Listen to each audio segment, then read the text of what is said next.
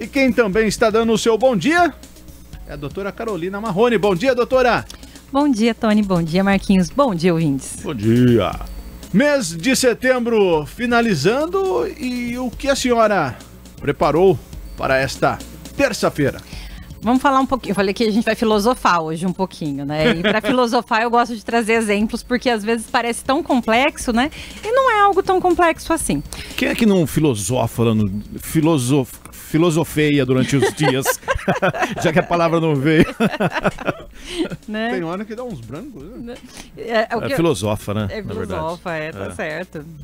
Então, assim, eu trouxe uma frase do Schopenhauer. Schopenhauer, ele é um filósofo e ele é considerado pessimista, tá, gente? Mas, assim, eu acho que essa frase dele, e não é...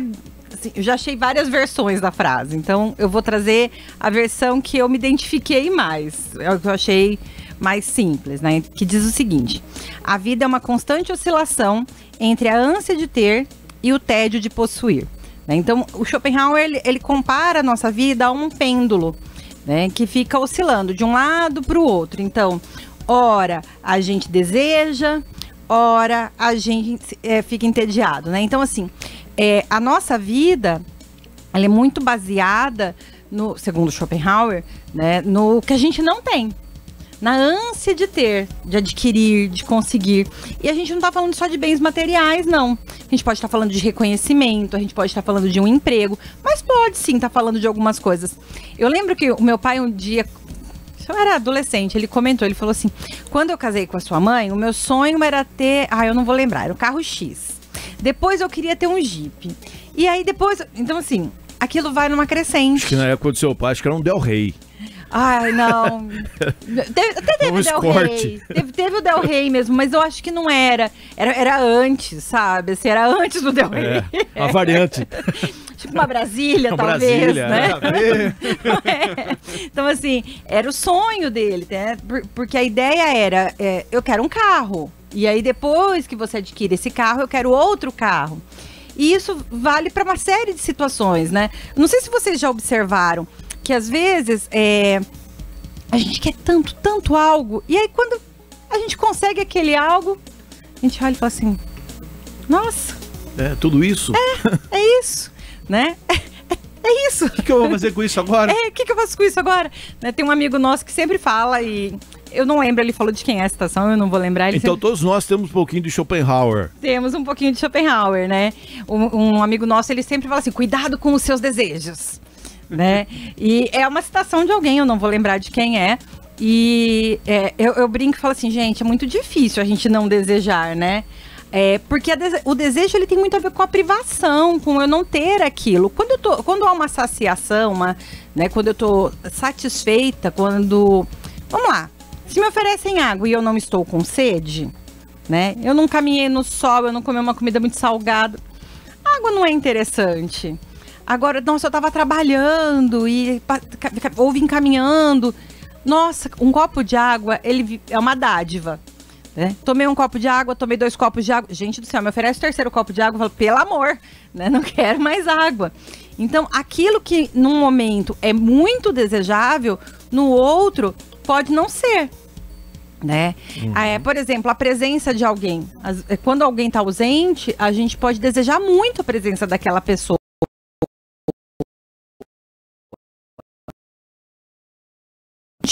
Não tem uma brecha na nossa vida sem essa pessoa. Ai, preciso ficar sem, né? Que incômodo que traz essa questão.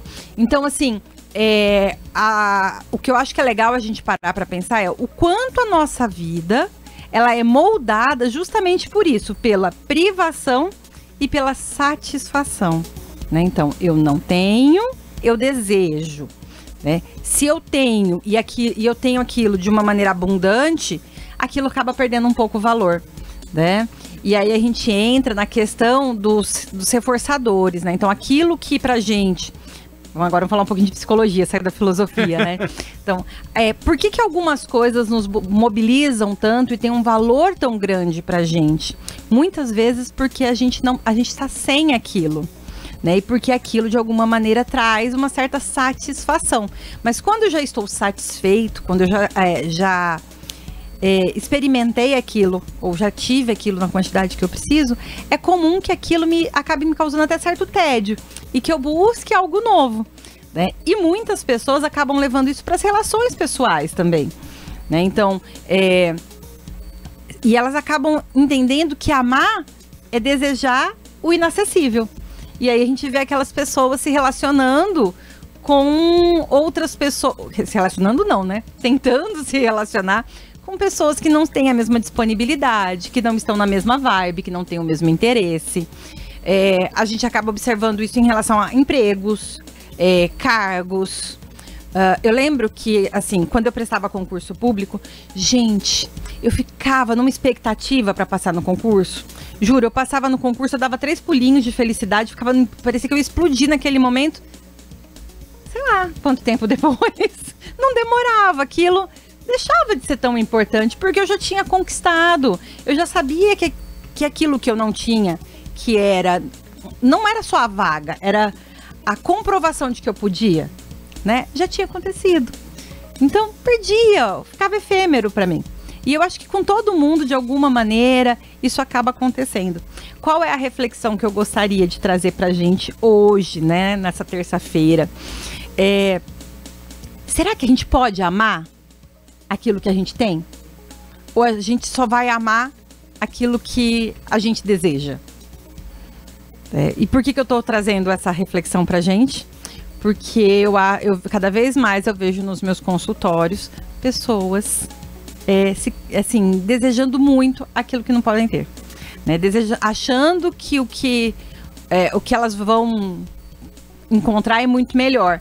Então a gente sempre fica na expectativa do melhor e acaba não se dedicando, não se relacionando. Então, nesse caso, a psicologia, ela praticamente está amparada na filosofia, né? Porque se formos analisar aí Schopenhauer, como você mesmo disse, ele é considerado um filósofo pessimista.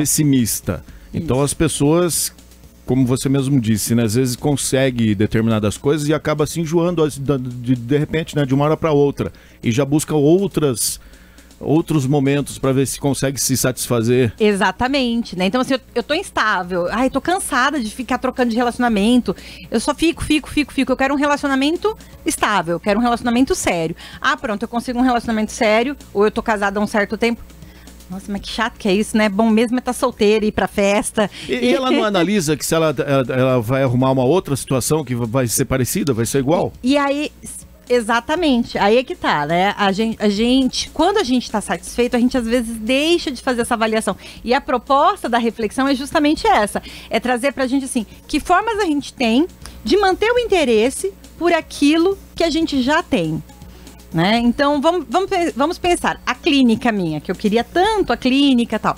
Como que eu posso me manter interessada na minha clínica? Né? Eu tenho que ter novos projetos, eu tenho que estar sempre pensando em algo para acrescentar, né? E às vezes o que eu vejo que acontece, por exemplo, eu tô num relacionamento, eu entendo que esse relacionamento tá dado, ele já tá feito, e aí eu não invisto, eu não sonho, eu não planejo, né? Então, quando eu continuo investindo e planejando, eu continuo desejando algo com aquela pessoa. Eu desejo ter uma casa, eu desejo ter um filho, eu desejo ver meus filhos crescerem. Mas aí, nesse caso, os dois têm que desejar juntos, né? Os dois têm que desejar junto, eu desejo a companhia do outro, né? Porque às vezes eu não preciso desejar algo material, né? Mas eu desejo crescer com o outro, eu desejo apoiar o outro, né? A gente complicou muito a vida, mas a vida, ela tem uma simplicidade, né? Implícita, que é assim, a nossa felicidade, ela pode estar muito relacionada com os momentos que a gente está vivendo. A gente precisa estar presente naquele momento e aproveitar aquele momento e entender que é isso, é o momento. Eu não vou ser feliz eternamente, né? Vai sempre aparecer algo que eu falo assim, me gera uma inquietação, eu acho que eu desejo tal coisa, eu acho que tal coisa é interessante, e aí eu vou em busca dessa coisa que é tão interessante e desejável. Carol, dando uma aproveitada, relacionando o tema, ontem todos foram pegos aí, vamos dizer assim, de surpresa sobre a separação da Sandy e do Lucas Lima, agora dando uma olhada, já tem até os bastidores da separação de Sandy e Lucas Lima. E a gente nota nas informações aqui que é justamente isso que você falou no ponto, no quesito aqui da separação. Cada um já estava buscando as suas atividades, as suas programações distantes, separado, né? Um dos outros.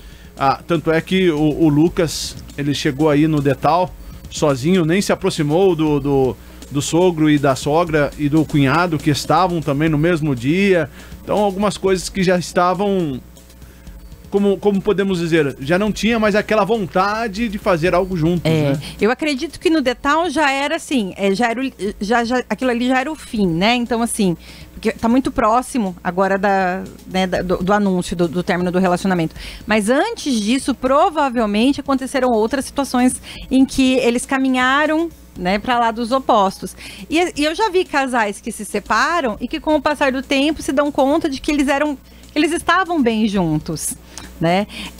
Eles só não percebiam isso pela constância. Como aquilo ali era constante na vida deles, parece que perdeu o valor, perdeu a importância, né? Aí com a separação, com o afastamento, com a falta da companhia um do outro, novamente se entendeu assim, não, gente, calma aí, a gente se deseja, a gente quer estar junto. Aí sim caiu na real. Aí caiu na real. E retoma a relação. Óbvio que a gente prefere que não chegue nesse ponto, porque é muito mais difícil a gente retomar quando tá nesse ponto. Inclusive uma das informações aqui que Sandy e Lucas já viviam mais como irmãos há tempos do que como casais. Como casal. Como casal, exatamente. Então, assim, a gente tá falando de relacionamento amoroso, mas, gente, isso vale pra... Esse pensamento que eu trouxe, essa reflexão que eu trouxe, vale para tudo. Vale para emprego, vale para bens materiais. Para sociedade. Para a sociedade como um todo, né? Então, eu quero... Sociedade de empresas, sócios. De sócios, vale. Vale sim. Né? Então, o que a gente deseja, o que a gente almeja. E sempre almejar junto. Uma empresa, uma pessoa, um relacionamento que não tem um desejo futuro, ele tem uma tendência a cair no tédio. Agora, o que você me diz, por exemplo, a gente tem exemplos aí, né, de casais, de amigos, que a gente convive e tal, né, que você tem uma certa intimidade, né? Quando o casal, ele vive junto há um certo tempo e existem os altos e baixos no relacionamento, né? Muitos deles optam a continuar juntos, mesmo estando naquela fase terrível. E de repente ela volta, né, a realidade, podemos dizer, né, que nem você mesmo falou, que muitos acabam vendo que realmente a outra pessoa faz bem para ela, né? Isso. Só que em determinados momentos, até mesmo pelas dificuldades que surgem no dia a dia e tal, acho que dá aquela caída, né? Isso. Existem pessoas que optam por viver assim, tanto no relacionamento afetivo como no emprego. Sim, e assim, a tolerância à frustração é muito importante, a maturidade também, né, nessas situações, porque se eu consigo compreender que aquilo ali faz parte, né, de um ciclo, é uma fase, e que eu sou ativo, né, eu tenho uma participação naquilo ali, e eu posso, de alguma maneira, transformar aquilo, né, óbvio que eu permaneço. Então, assim, se eu tenho uma perspectiva de que aquilo pode mudar, né, isso é muito legal. Eu sempre brinco e falo assim, relacionamentos assim, um casamento que começa já com filhos, então assim, eu já comecei esperando um bebê, ele é um desafio ainda maior para o casal. Por quê? Porque eu não tenho uma referência de casal. Eu já tenho uma referência de família. E aí, quando esse bebê, ele deixa de demandar e ele passa... tem uma certa independência, uma certa autonomia, e a gente passa a olhar para o casal, às vezes eu não tenho essa referência do que era antes, então, né, do quanto era bom. E aí eu já só começo a pensar eu fico refém apenas dessa questão da frustração. Tá entediado, né? Da frustração não, do tédio. Eu tô entediado, é sempre a mesma coisa, a gente não tá alcançando nada. Agora, se eu tinha um relacionamento, e era um relacionamento bom, saudável, eu vou em busca desse relacionamento de novo, de retomar essa relação. O problema é quando inverte-se a sequência natural da coisa, né? Exatamente, então é mais difícil, né? O nosso ouvinte, o Wellington, ele mandou aqui: estou cursando em psicanalista e percebi que algumas pessoas necessitam de atenção e de outra pessoa, mas não quer. Ou seja, uma guerra pessoal. A mente humana é complexa. Exatamente, né? E aí, eu não sou da área da psicanálise, né? Eu sou analista do comportamento, então tem uma certa divergência, mas assim, eu acho que nesse sentido, a gente pode pensar na questão realmente da satisfação, né? Então, assim, o quanto eu estou disposto a abrir mão para receber aquilo que eu desejo.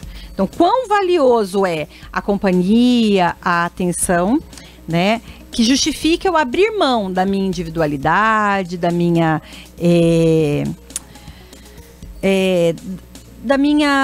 solitude, né? Que também é importante, ou da minha solteirice. Da liberdade. Da liberdade, exatamente. Então, assim, quem tem liberdade, muitas vezes quer se vincular a alguém. E às vezes eu estou vinculado a alguém e eu quero a liberdade, né? E acho que pagar o preço é muito fácil. Deixa eu só fechar com isso daqui. Teve um caso de uma pessoa que eu atendia e aconteceu um processo de divórcio na família. E veio uma proposta de um dos cônjuges no sentido assim de, não, eu faço tudo por você. O que você quiser, eu vou fazer. Né? E aí eu peguei e falei, cuidado. Esse é o tipo de proposta que é muito difícil de você manter. Quando você não tem, quando você está sem aquilo que é importante para você, você sente que você é capaz de qualquer coisa por aquilo. Mas com o passar do tempo, o preço começa a ser muito alto, né? E aí você não consegue sustentar. Não é que você está enganando o outro, não é uma tentativa de enganar. É que realmente fica insustentável, tá bom? Vai saber o que o outro vai exigir, né? E assim, às vezes nem é de propósito. É uma coisa que para mim é difícil, né? Algo que, naquele momento que eu tô sem nada... é algo que é valioso para mim, qualquer preço eu sou capaz de pagar. Mas e com o passar do tempo, conforme aquilo que eu perdi retornou para mim? Será que eu vou continuar com a mesma motivação? Será que eu vou ter o mesmo empenho e eu vou dar conta? Porque é um preço que eu vou pagar. E às vezes é um preço alto. O nosso ouvinte Davi mandou aqui. Vai fazer 39 anos que sou casado e sou muito feliz no casamento. Excelente, Davi. Né? E com certeza o Davi e a esposa, eles devem criar situações constantemente para que eles sonhem juntos. Eles olham sempre, talvez, na mesma direção. Exatamente. Tá bom? Carol, fechamos? Fechamos, gente. Até mês que vem. Até mês que vem. Um abraço a todos. Setembro, a Carol falou que não vem mais. Não vem. Também setembro também já foi, não vem mesmo, já passou. Ótimo dia. Um excelente finalzinho do mês de setembro. Obrigada pra vocês até a também. próxima. Até mais, gente.